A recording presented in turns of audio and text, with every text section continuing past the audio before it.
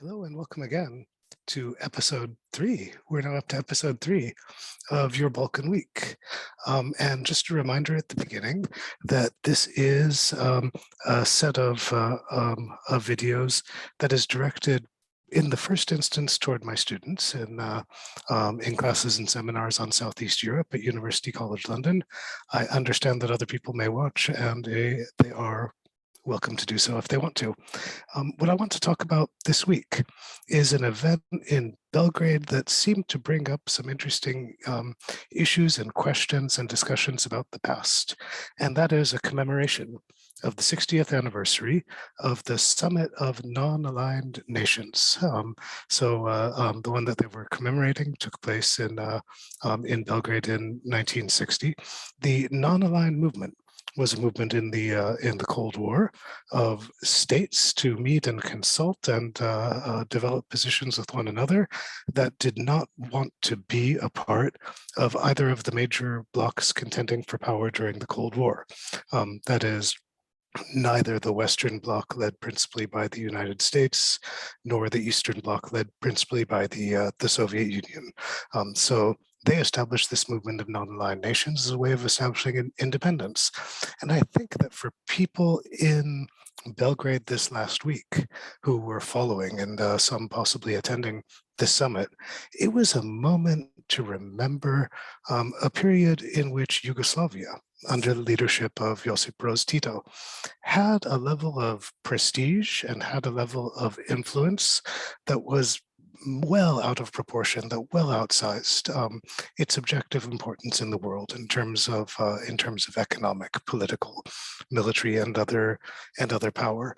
This was an importance that Yugoslavia had, and partly because of the prestige that came from victory in the Second World War, but I think also in part because of the way in which Yugoslavia, as a socialist country outside the orbit of the Soviet Union, embodied a kind of hope, in the same way that newly independent countries who achieved statehood in the time when colonial power was receding in the world embodied a kind of hope for a world of freedom.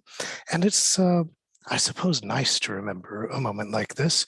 It's also an opportunity to reflect on some of the ways that the world has changed, because the world has changed, which is why the commemoration of the meeting during this last week was not the same as the original meeting 60 years before that.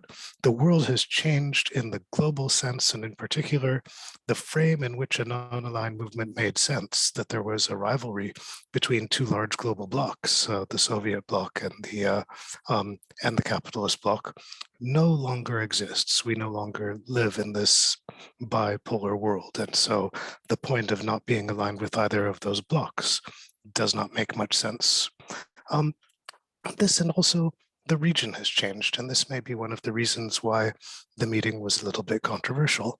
This was an attempt by Serbia, because the movement had the original meeting had taken place in Belgrade, to assume the role that had been played in the original instance by Yugoslavia. But we know there is no more Yugoslavia. Serbia is not Yugoslavia. Aleksandar Vučić, the president of Serbia, is not Tito. That level of respect that was held by Yugoslavia globally is not held by any of its successor states. And also the world has changed in the sense that if non-alignment with the global bloc has any meaning, it means non-alignment with the Western bloc. The Eastern bloc no longer exists. There may be an emergent Eastern bloc led by China rather than Russia, but that hasn't happened yet. And one of the things that meant is that at this meeting last week, you saw a very prominent role, a leading role, played by Russia in its observer status. And you saw Serbia displaying alongside the meeting one of the signs of what gives it a role in the world, so that with all of these global leaders there to attend the summit, they had a little arms fair and decided to sell some of the products from the industry that was left over from the time that it was built up in the Yugoslav days.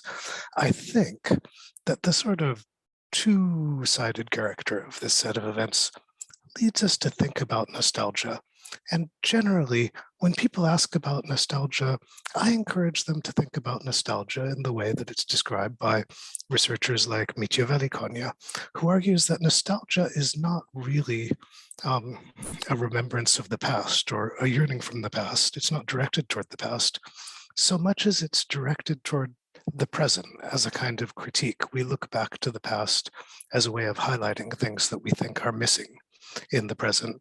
But there is another way of thinking of nostalgia, not just of nostalgia as critique, but of as nostalgia as a kind of simulacrum, that we imagine that the past that is gone is still with us. So we imagine that Serbia is Yugoslavia, that the non-aligned movement has the level of independence that it hoped to have at the time that it was founded, that Vucic is Tito, that the world breaks down into these categories that it broke into before.